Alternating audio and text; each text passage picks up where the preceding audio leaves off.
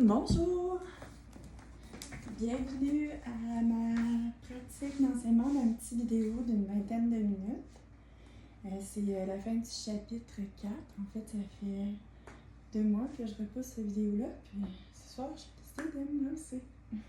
Parce que j'ai envie d'avancer en formation, je sens que je suis bloquée.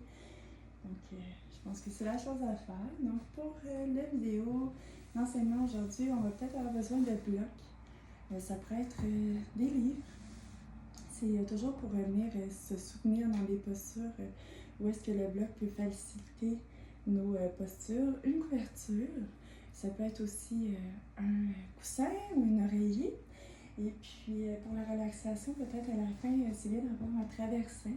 Mais encore là, un oreiller ou un coussin peut toujours faire l'affaire. Donc aujourd'hui, on va faire un exercice de pranayama, la respiration Ujjayi.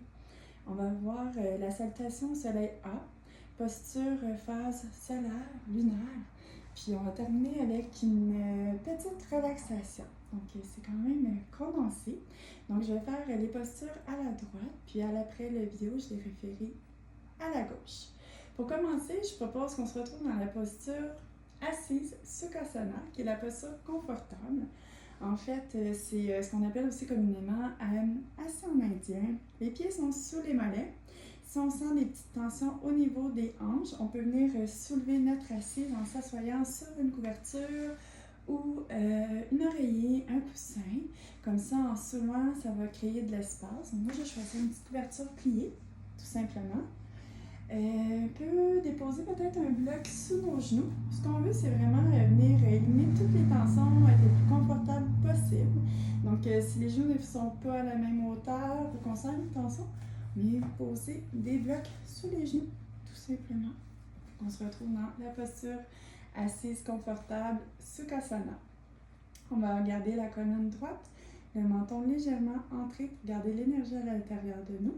Puis on peut faire un saut d'énergie avec les mains pour venir s'aider à centrer et se connecter. Donc aujourd'hui, je vais utiliser le Chin Mudra, l'index et le pouce connectés ensemble avec les 3 autres doigts étirés. Puis je vais déposer les mains sur mes genoux. Je pourrais avoir la paume des mains vers le ciel tout simplement, ou venir faire un petit bol peut-être, puis déposer les mains sur mes chevilles. Donc, saut d'énergie à mon choix que je sens confortable. Je vais prendre quelques respirations régulières ici pour me poser. Inspire, expire. Inspire, expire. Je vais prendre le temps de sentir comment allait ma respiration au début de cette séance. Comment que je me sens. Prendre le temps de me poser.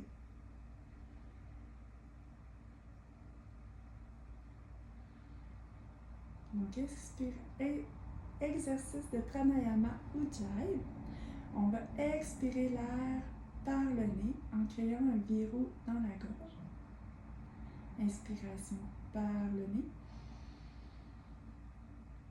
Expiration Ujjayi, on vient expirer par le nez en créant un verrou, ce qui va garder l'énergie à l'intérieur puis contrôler la sortie par les narines.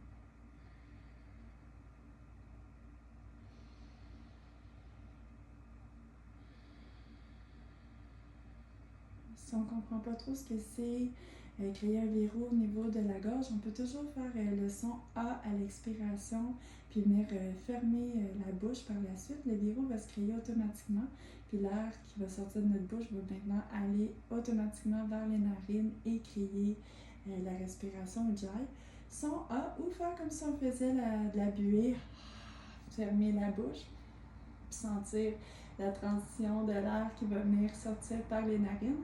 Puis on sent automatiquement le verrou se créer au niveau de la gorge. Donc si on va essayer, ferme la bouche, sort l'air par les narines.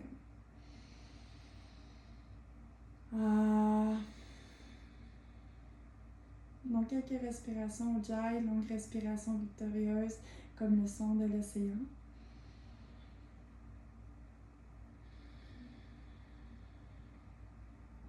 inspire. Expire.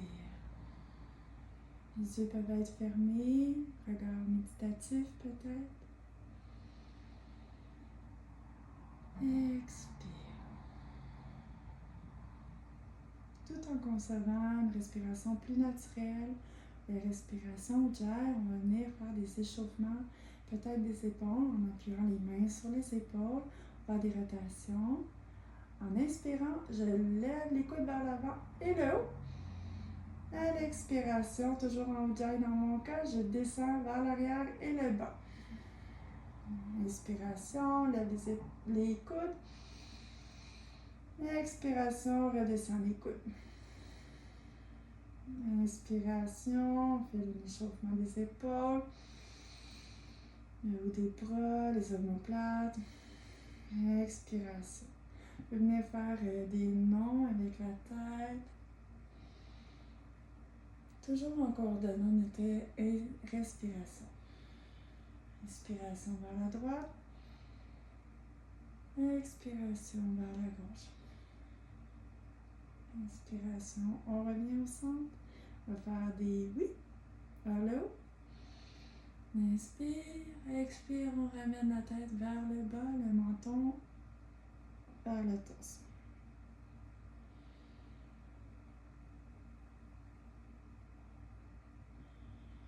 Encore peut-être des légers ronds avec les épaules, le haut vers l'arrière, de l'arrière vers le devant. On va se rejoindre dans la posture du quadrupède à 4 pattes pour Bithilasana et Marjayasana qui est la vache et le chat. Donc on peut peut-être déposer la couverte si on avait quelque chose en dessous de nos fesses sur le côté de notre tapis. On se retrouve en quadrupède. Les mains sont sous les épaules. Les deux mains bien ancrées au sol, les doigts écartés, les pieds pointés vers l'arrière, les pieds à la largeur des genoux, les genoux sous les hanches. Pour l'instant, on a une courbe qui est naturelle dans le dos, la tête dans le prolongement de la nuque. On se prépare pour la vache. En inspirant, on va lever la tête vers le ciel et les ischions vers le ciel. Le buste qui se soulève aussi. À l'expiration, on va venir faire le chat, qui est le chat énervé. Donc, on va venir arrondir le dos, puis on apporte le dessus du crâne au sol. Donc, on enchaîne le chat et la vache pour un échauffement de la colonne vertébrale. Inspiration, on lève la tête. Les os des fessiers vers le haut. On crée une courbe dans le bas du dos. Expiration, on arrondit le dos, le nombril qui soulève, le crâne au sol. Inspiration pour la vache. Expiration pour le chat.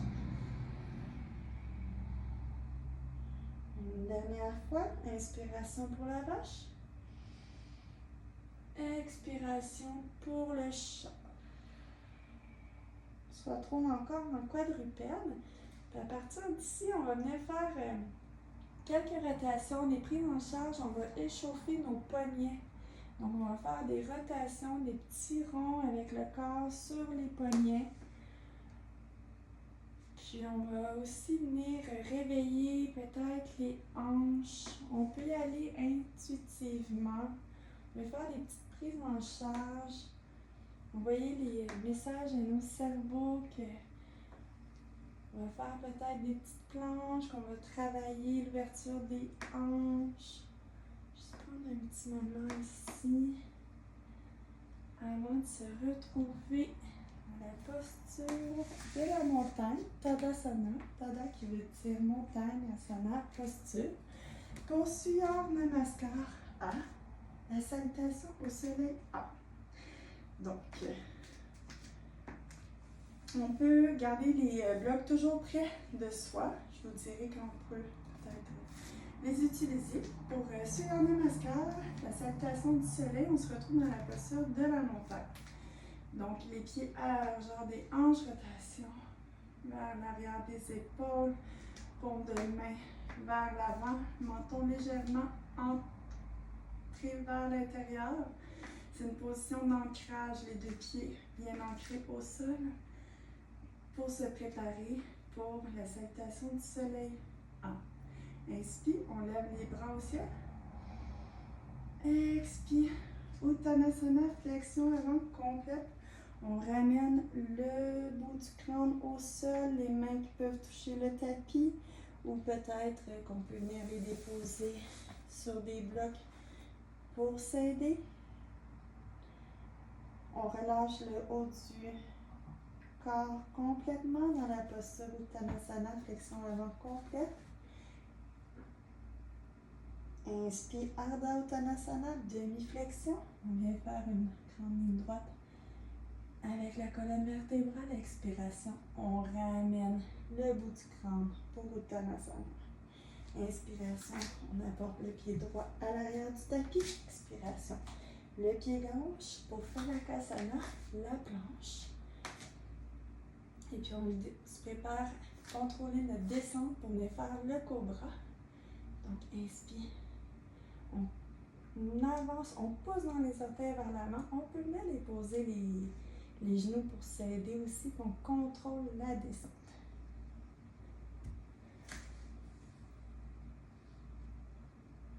Inspire, cobra. Relève le haut de la tête vers le ciel. Expire.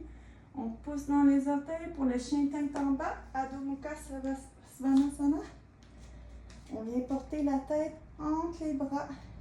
Les talons peuvent toucher le sol. On est dans la posture du chien tête en bas. Les ischions pointent vers le haut. Et puis à l'inspiration, on va lever le pied droit, l'apporter à l'avant du tapis.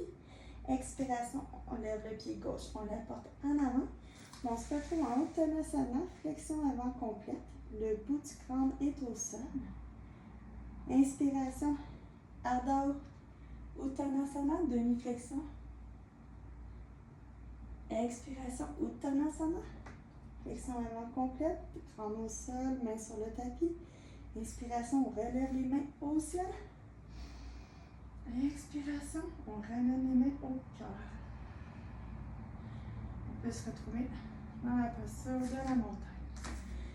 Maintenant, on va voir ensemble Uddita Trikonasana, qui est la posture du triangle. Donc, on se met parallèle à notre tapis. On peut commencer en Tadasana, posture de la montagne, puis à la largeur des hanches, qu'on le met sur le côté. On va venir inspirer, puis faire un grand pas sur le côté. Écarter nos jambes. Avec la jambe, le pied droit, on va tourner le pied vers l'extrémité de notre tapis. Et puis, peut-être que nos talons seront sur la même ligne. Peut-être que, comme dans mon cas, mon talon de la jambe avant est au centre de mon pied. Aussi, ça se peut que mon talon de la jambe gauche va s'étirer un petit peu vers l'arrière. Mes hanches sont quand même droites vers l'avant, ils se déposent. J'ai le bassin qui est en basculement intérieur. Je ne veux pas les fesses sorties par l'extérieur, je veux que ce soit entré vers l'intérieur, le sacrum un petit peu vers le tapis, si on veut. Et puis pour Uddita Trikonasana, le triangle, je vais inspirer, lever mes bras parallèles au tapis. Et puis à l'expiration, je vais engager la descente pour le triangle. Donc, je vais avancer mon pied, ma main droite vers le devant. Et puis, je vais venir tirer sur ma hanche comme pour la tirer vers l'arrière. Je garde les bras opposés et je descends la main droite sur mon tibia. Ça peut être sur le tibia, ça peut être sur la jambe, c'est là où que ça se dépose. Si je pourrais très bien décider d'utiliser un bloc et venir déposer la main sur le bloc.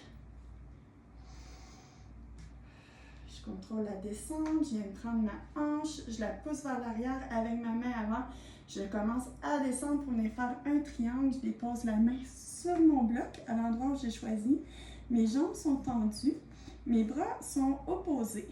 Mon regard peut être vers le bas ou encore vers la main, vers le haut, vers l'index. Je prends un moment ici pour respirer.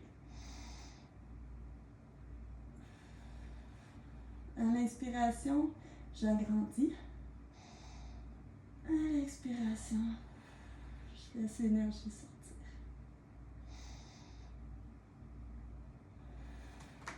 Inspire, je relève, je reviens les mains en parallèle. Je rapporte mes pieds parallèles un à l'autre. Et puis je peux revenir ici en posture de Tadasana, en posture de la montagne. Je vais vous demander de me retrouver dans la posture de Dandasana, qui est la posture du bâton. On va prendre un moment ici pour Paschimottanasana. On va inspirer, lever les bras et puis faire une flexion dans les hanches. Gardez le colonne droit.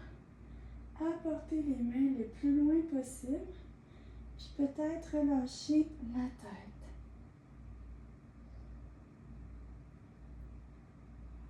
On laisse sentir l'étirement derrière les jambes.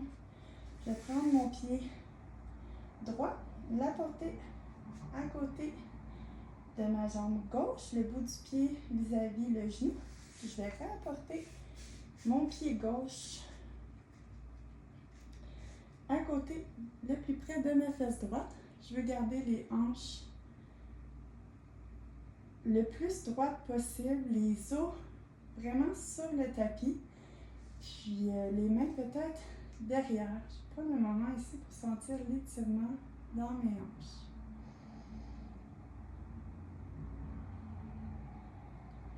Je vais rapporter la jambe droite devant, déplier ma jambe gauche. Puis je vais me préparer pour le faire de l'autre côté. Donc je vais plier ma jambe gauche à l'extérieur de mon pied droit, le bout des orteils vis-à-vis le genou. Je vais venir plier ma jambe gauche, m'asseoir sur mes hanches, essayer de sentir mes os le plus assis. Souvent, on a tendance à vouloir forcer. Porter les mains derrière mon dos. Prendre un instant ici pour sentir l'étirement au niveau des hanches.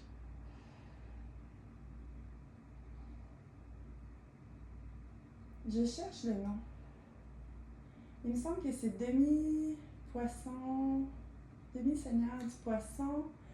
Donc, Ardha Mitsyendrasana. Mais je ne suis pas certaine pour le nom en sanskrit. Pourtant, c'est ce qui m'intéresse beaucoup. Donc, on va déplier la jambe gauche, déplier la jambe droite, revenir un petit peu en Tadasana. Puis, on va se préparer pour la relaxation de la fin du Svanasana. Vous pouvez venir porter peut-être un traversin prêt, une petite couverture. On se prépare pour une petite relaxation. Donc, on va se coucher sur le dos. Prendre un moment ici pour respirer. Peut-être venir lever les genoux. Puis venir à l'inspiration, porter les genoux près du torse. À l'expiration, les rapporter vers l'avant. On va venir masser nos hanches. Expire. Inspire. On ramène les genoux. On va rester ici. On va faire un câlin à nos genoux. On va venir les porter vers la droite à l'inspire. Expire. On va les apporter vers la gauche, comme si on se calmait.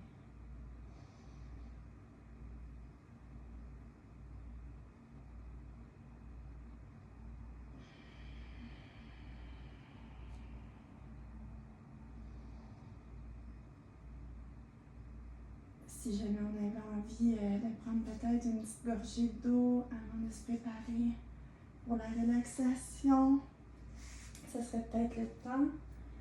Je propose, si vous avez un traversin ou une couverture pliée, roulée, peut-être la mettre en dessous de vos genoux.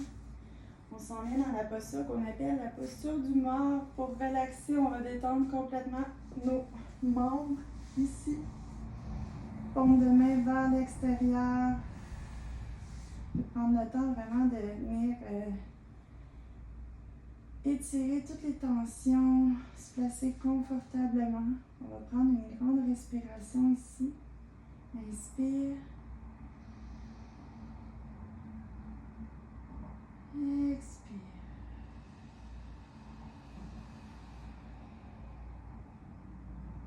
À l'inspiration, on sent les muscles du visage se relâcher.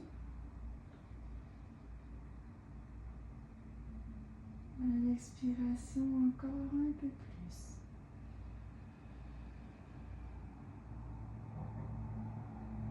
Inspire. L'air qui vient gonfler notre ventre, notre cage thoracique, les clavicules. Expire.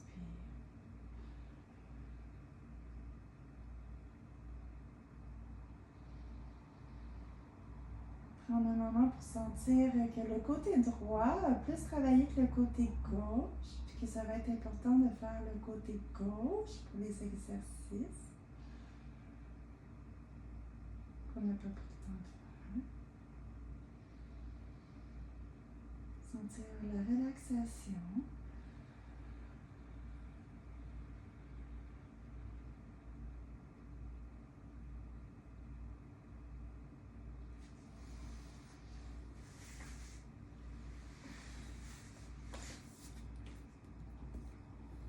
Merci beaucoup. Namasté.